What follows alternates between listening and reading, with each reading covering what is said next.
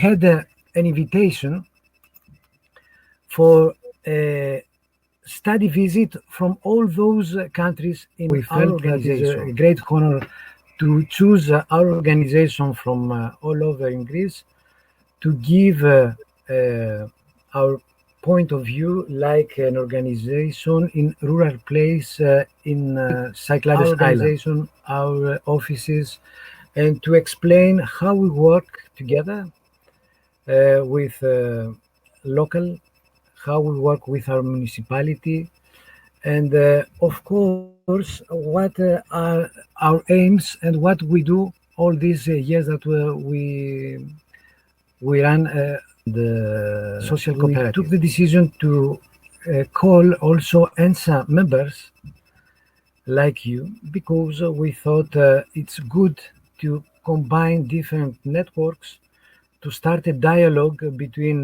those two poles of partnerships, and perhaps the most familiar and more convenient, if you like, is to be with us, Miliana, Brian, Elena, Anne, and with your roles and your organization and your specific, if you like, position that you have inside this network, ENSA network, with the 4 different pillars. It will be a great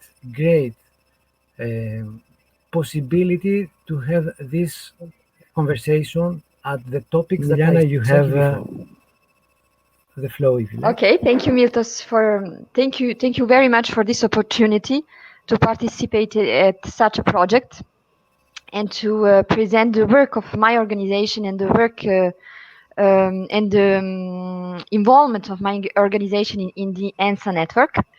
So I'm Miljana Dejanovic, and I'm a European project manager at the Department of Autonomy in Val-de-Marne, which is a local authority with the main jurisdiction social action. Mm-hmm. And my department coordinates ENSA disability working groups since 2000.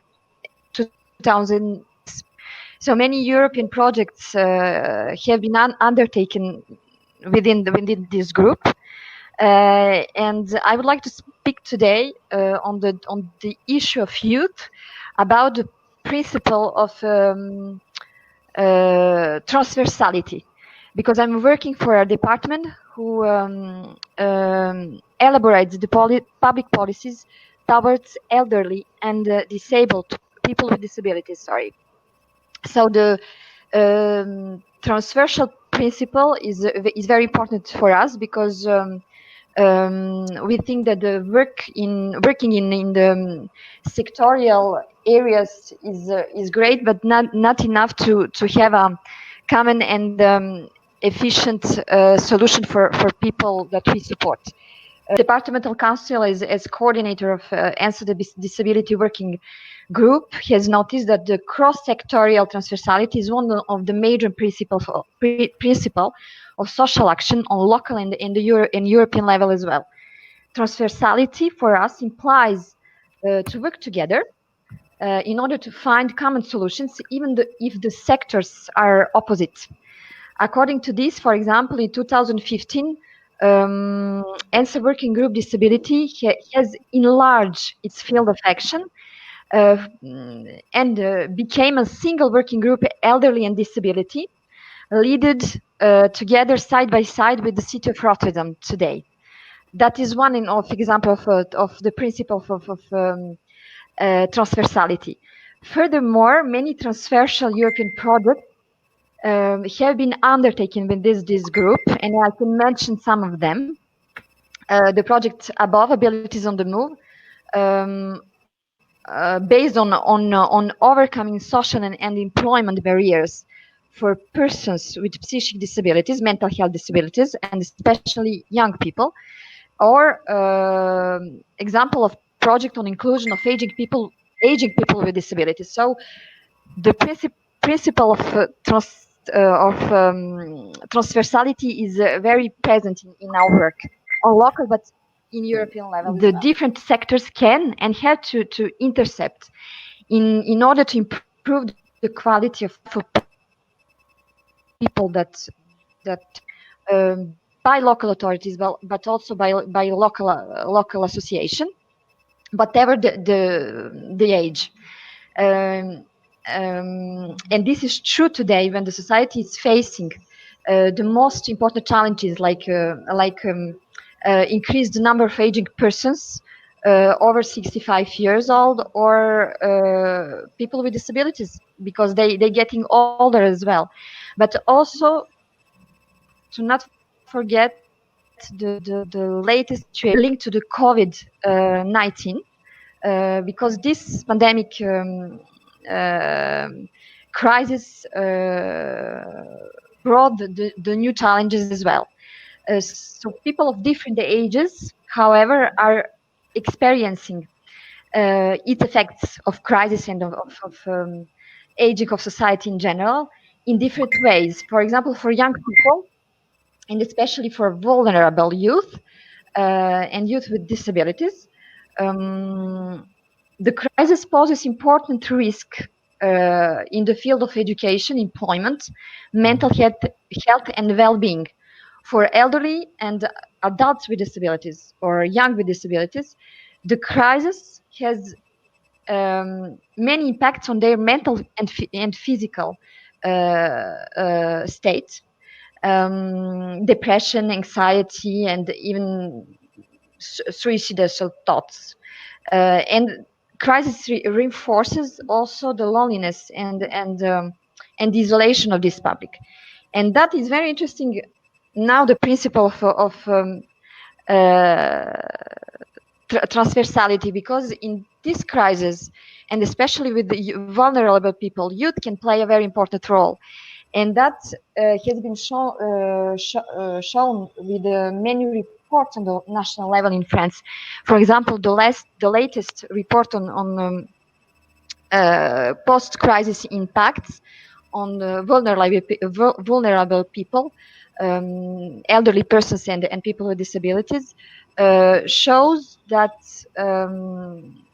the youth can play a very important role, because youth can be more involved in fighting loneliness and isolation of people with disabilities and elderly people. And of course, there is also for us very important thing after the crisis, that youth can be involved also in professions, care professions, and health professions, because we saw that we needed the professionals trained, and we can involve youth more in trainings in this field, and to have them more more taking part in supporting people with elderly persons and persons with disabilities. You really make a very big and deep analyze what we do, and especially at this time of COVID era that changed our life and our professional life, our personal life, and this give us the opportunity to see all those that we have done till now with another way, with another point of view, and perhaps to make changes also not only in local but international interventions that we do till now. Could you give us also your point of view and your organization and your role inside ENSA, Anna? Okay. Yes, thank you, Miltos, also for this opportunity to share with you and the nice colleagues this dialogue. So I work for the agency Growing Up. It's a Flemish government agency that is responsible for child and youth care.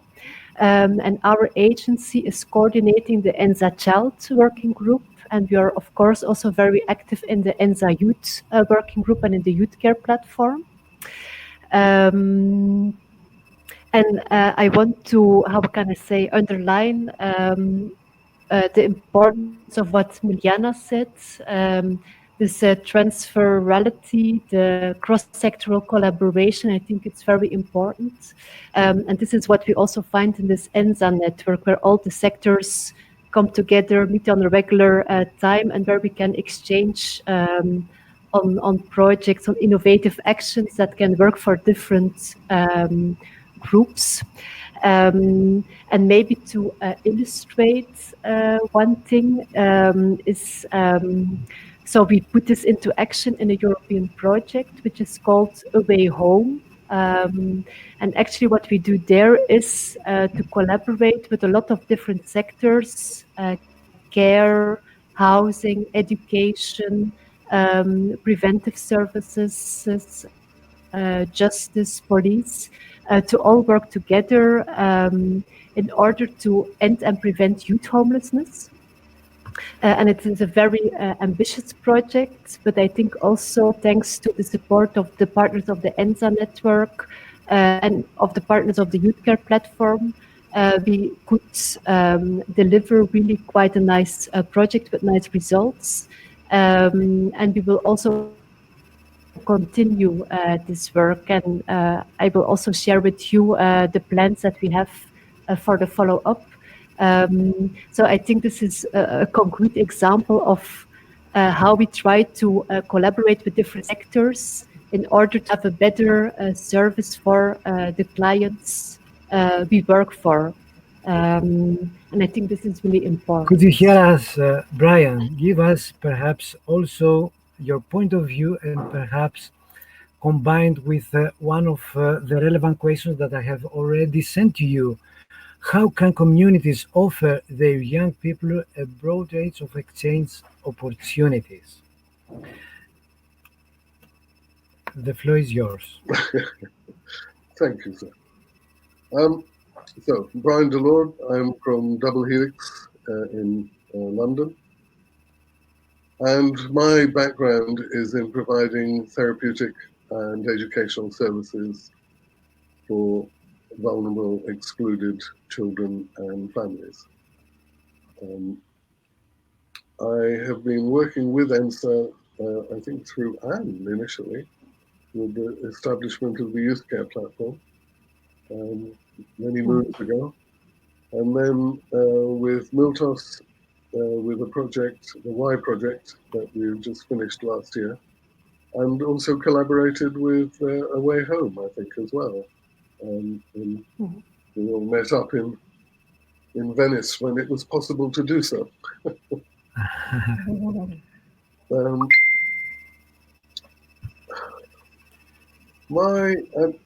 glad that we've mentioned the pandemic, because I think that's made such a huge impact on everything we've been doing. And that now all conversations are being conducted through these video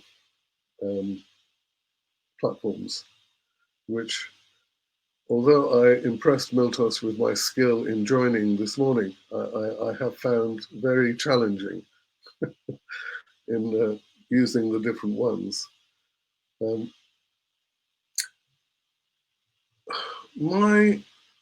If I could just stay with the pandemic and how it relates, all the work has been about how we work in depth, how we work in a transformational way with people who have not been included in mainstream services. And what has happened since the pandemic is those vulnerable groups have become even more vulnerable.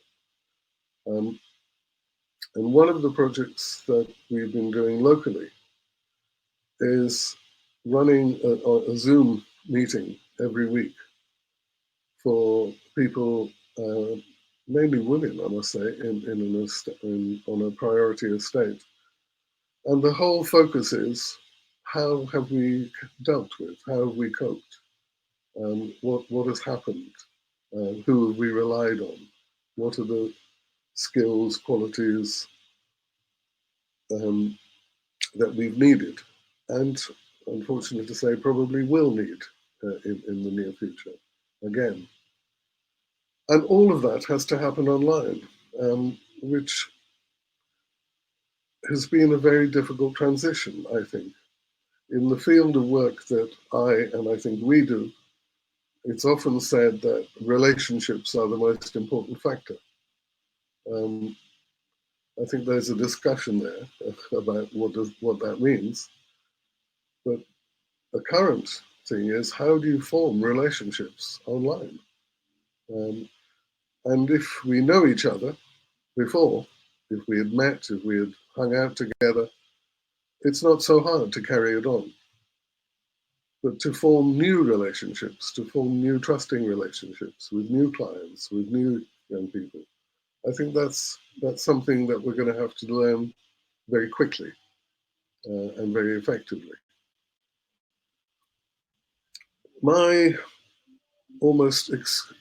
I work in many different contexts. I write a lot of courses for different projects. But my main interest is in individuals knowing their legacies, how that transfers into an interpersonal relationship, how that then transfers into an organizational setup, and then how we work together to change things. As I think Miltos inferred, I've been around a long time. I'm an old man now, have been for some time. And it's always been a frustration that we haven't made the sort of progress that that I've envisaged, or we've envisaged. It is even more important now, at this time, that we become even more focused on these things, I think, because it's much more difficult to work in the way that we want. Up until recently, I would see Miltos and Eleanor 3-4 times a year, and it was joyful. Now we will do this. But I think one thing I would say, I think I'm rambling a bit, but anyway, I'm going to finish. One thing I will say is I think consistency is something I have learned the importance of over the last 5 months.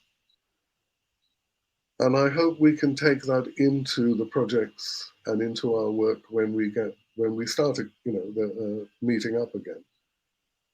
One of the difficulties I've always had with working internationally is that it happens in bursts. You meet for 3 crazy days, and it's all overwhelming, it's intense. And then you go home and do your other work for 4 months. And then you go somewhere else and you have another intense 3 days. And the consistent contact in between, I think, was something that we never did enough of. And strangely enough, I think I've done that more during lockdown than I have in the time that we could meet each other. Especially together. Yes. So I don't know if that's useful or that's what you wanted in terms of my introduction, but I'll stop there for the moment. Thank you, Brian, because really give me the opportunity to tell something about that. A lot of time before, we start with my profession to make e-learning for the Ministry of Education, and after by social cooperative. And let's say we were really pretty motivated about COVID era. We had all the technology, all the stuff, even the platform, the Mood platform that we used, and it was easily to combine in the new situation. But even for us, I feel like you that we need to make more efforts because we are the old guys in our discussion. And we need to be trained, more flexible to make more efforts, not like the new generation, the youngsters, the new professionals that are involved in European projects and our organizations. Today, I had with us, I invite specially, and Pavlos and Antonia, they are parts members of our social cooperative, and to make a testimonial how they think this new era. One day, Pavlos and Antonia came and say, "Okay, Milto, we think that the next step it will be Socrates virtual. You know Socrates. I knew Socrates, but I didn't imagine that could be also virtual Socrates." And it was the name that Pavlos and Antonia gave in a project that we try to run now and to build. And for that, I give them the flow because they are the new generation in our discussion. Their vision perhaps give us the opportunity to see how we have to transform our work, how we can accelerate our communication skills, and how we can make our life in these difficult moments more easy. Pavlo, Antonia, you can say a few words if you like. Okay, so thank you for inviting us and for the opportunity to meet you all. My name is Pavlos. I am a member and a volunteer on Altra Vita. I am currently finishing university as an electrical and computer engineer. On Altra Vita, I mainly volunteer as a technology coordinator due to my background on computer science.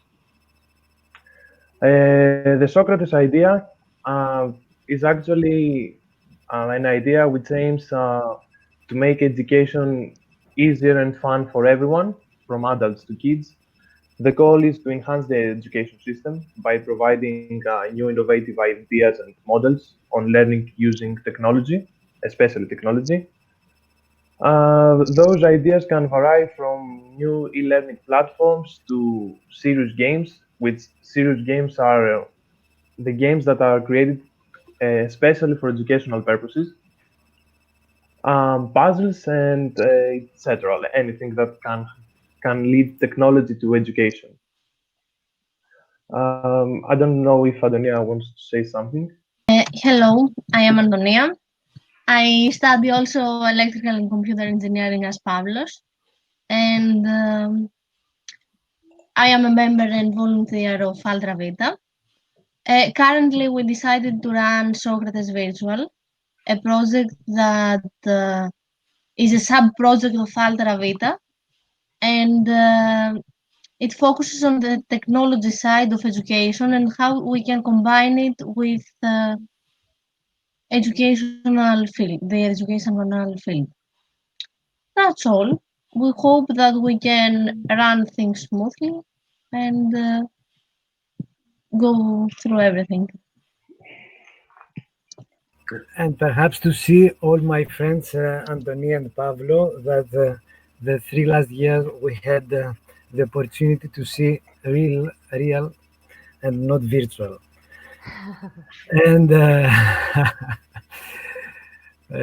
thank you so much. And let's pass to next question, because let's continue perhaps the discussion and how can European concepts have an impact at the local level with our organizations, with our networks. Personally, I can make just a small review, a summary to give you our connection with networks. 15 years before, with a theatrical team, I went first time in Grenoble at the Zone Théâtre Européen that we participated 15 years now. we were really very stressed to have our first international involvement. 27 persons from our organization, and to participate there with a play that we have created by drama therapy, and to present it to this festival. Till now, we are members of this network, the Réseau du Jeune Théâtre Européen. More than 15 years, we had the opportunity to participate more than five times all these years, because it's not so easy to bring 25 or 20 persons from Syros to Grenoble every summer for 10 days. But gave us more than 100 youngsters from Syros to bring them there and to involve them in a process with 15 different countries, with 300 participants, etc. And of course, all those years with Erasmus projects and with ENSA network, we had also the opportunity to be involved quite a lot of youngsters, youths from Syros, and to travel. I just make a testimonial. Perhaps all those years it was the most emotional for me. We ran 3 years digital storytelling Erasmus Key 2 project with 6 other different countries. And in our team was also Anthony Stellas, a disabled 30 years youngster, that he made the operation with cancer to his cerebral cancer. So he was for 3 years just out of life. He couldn't even walk, speak. And after an agreement that we have done with the Hospital of Syros, like organization, we had the consulting statement with Anthony. He came to Altera Vita, we worked together, and we involved him in this digital storytelling Erasmus project. He traveled with us to Turkey, to Slovenia, to Poland, to Lisbon, and finally, the things that we have done, because we had to do digital storytellings, the digital video storytelling of the life of Anthony took the first trophy for all over in Europe. So a small window made a big door for the life of Anthony. And this is really something that gave us really big joy. And of course, another point of view for Anthony and his life. He started dancing.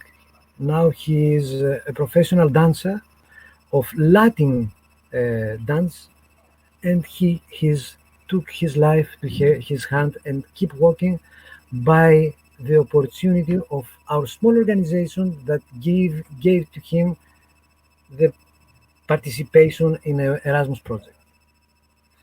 So we are in a rural place, small tiny island in Cyclades, and we had this possibility to open a new situation. What about you, Miliana?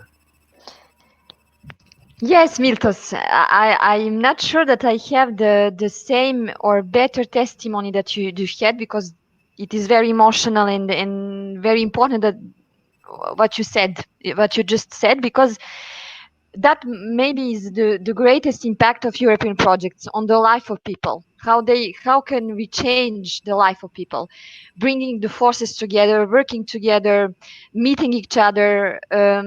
Because I think that if we don't work together on the European level, we will have some solutions on local level for people, but we will not ask ourselves about the quality of these solutions. But when we meet on European level, we try to analyze this laws, we try to analyze this political context, we try to analyze this, our projects, and we try to find a better solution, because we have this critical analysis on everything. And of course, in France we will have probably some solutions, but maybe in Greece you will have some other solutions that we can use also in France on our local level, that could be more effective than ours. So that is the power of our European projects. And of course, for me, the most important that it is the impact on people's lives and on their quality of lives. Mhm. Yes, you have right. And finally, if I can continue perhaps our point of view, when we start to make European projects here in Syros, there are not a lot of people informed about that.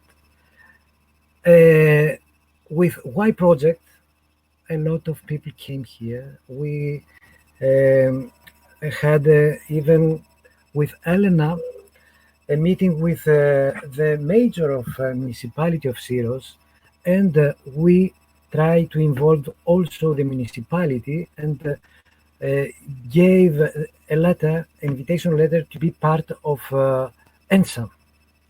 After 1 year, we succeed to put also Syros municipality to the ENSA network, and finally bottom up, because we wait that the municipalities run projects, etc. Sometimes in rural areas we are small organizations, pioneers, to make this opening to our municipalities to European dimension. And this is really great, and really we are very happy that the municipality of Syros actually is a member of ENSA. What do you think about that, Anne? Of course, you live in Brussels, but with your position, I think and I believe that you have the opportunity to go to rural areas to Belgium. Of course, I underline what you have all said. It's really important to participate in these European projects. Otherwise, we would, repeat same solutions maybe. And for example, also what is really important in the Away Home project is collective impact, so that different organizations come together, look to what they want to solve, and that they also want to look critically to the services they offer now. Because I think it's in Belgium like this, maybe also in other countries, there are not so many questions put in existing services. They continue, and sometimes we do something new, but we never, how can I say, do big reforms. And I think this is also something which also the European Commission, European projects, and also ENSA wants to push also, that we have new things, innovative things, and collaborations in which all the organizations are equal partners, governments, NGOs, but also the people we do it for, young people, disabled people, that they also can have an equal voice in the services we want to make and deliver for them. So I think this is also something really important. What is also a lot underlined in European projects and also in the ENSA network is the participation and the co-creation with the people for which we do it at the end. And if Brian is there, perhaps he can give us also his great experience of the Bulgarian youngsters that he works for more than 25 years, if I remember well, and how all this involvement of our organization could help the municipalities at the municipality level to work with. Excuse me. I think I can only agree with what everyone has said, that it is of huge importance that we have opportunities to implement ideas and practices from the European level at the local level. And I think the collaboration between practitioners and policymakers at European level is really, really important. I do think, again, that we need to find ways of increasing the impact of what we do, particularly in these times. One of the interesting events, I think, that for me was part of the COVID-19 crisis was the George Floyd and Black Lives Matter uprising, as it were, upsurge. We could say that anti-racism, anti-discrimination has been a European aspiration for many years. And, I've certainly been in that business for the last over 40 years. I've never experienced a time like the most recent Black Lives Matter upsurge, because it seemed to me that there was a shared vulnerability between people, maybe to do with the pandemic, that made a lot of people attempt to understand that the George Floyd, the race issue, in a way that perhaps hadn't been done before. And I wonder how we can use these global events as a foundation on which to push further. If we do want to eliminate racism, sexism, disabilityism, how will we do this in our current climate? But how will we use this shared vulnerability? And I think we will need to work with European Commission, with the policymakers as well.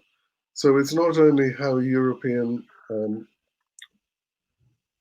policies can affect the local level, it's how the local level can work back up and affect the European level as well, I think. And how we can do that, my new favorite word, consistently, regularly, not just once. I think this is really the great moment because you say a reality that we need to give to the policymakers our point of view that, okay, we are here at local level, even at informal networks like ENSA or like European Goes Rural, etc., that the human beings, the citizens of Europe, me and you, we try to start a discussion, we start a dialogue, and to create a really human relationship at the beginning, and of course, innovations, projects, and something that change our lives. If we make just to summarize the experience of COVID, we can say that, okay, change our life, but still we keep all this network that we have done by teleconferences. I had great teleconferences with you, Brian, with you, Miliana, with Elena, that hear us now during really a difficult moment in our small area that we live in, and we make it international. Try, let's say, possibility to communicate by another way. Of course, it's not easy. Sometimes the technical issues doesn't work. That means, okay, Gigi, WebEx, Zoom, etc. Gave us a new terminology about the communication. But if you pass the first step of the difficulty of the technical things, after you can start to be concentrated about the real matters, the real positions of how can I say, of problems of life or professional possibilities, and this is great. I feel really that we need to transform our way of working, the way of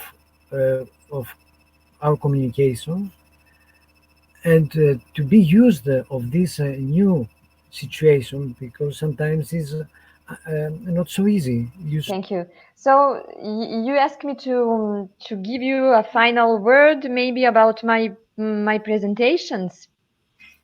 Exactly. Okay. Let's try find some keywords that are the most important for me as professional. As I said previously, transversality for me it is very important. Really, we can have always the solutions if we work all alone in our side, but if we would work together in different sectors, in different ways, even on numeric, how we say numeric in English, I don't know, I am looking for the digital, with digital tools. This is also another way to work, in kind of transversality as well. So that is the first thing. The second thing is the participation. Participation of professionals, but also participation, as Anne said, of people that are concerned by our support. Their contribution is very important because they have experience of living of disability or other difficult situation.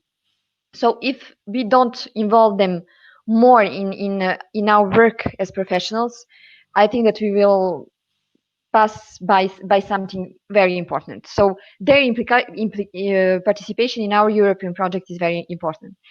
And the third thing, it is that European project, because I work for an institution. So my institution has political level, but also the administration level. I saw that the European project can influence the political level as well. If you work together during the years, and if you come up with the proposals and recommendation, of course that you can put them in the public policies. And we saw it in Valdeman, the project that we finished last year. I told you previously about involving people, youngsters and people with mental health disabilities in employment, was very effective, because some recommendation and strategic orientations and concrete projects will take part of our public policy that will be effective in January 2020 to 2021. So yes, we have to try more to influence the public policies with European projects, but we are how can I say, it happens, but we have to be more persistent in that. Okay, I'm finished. Thank you, thank you. And perhaps the last uh,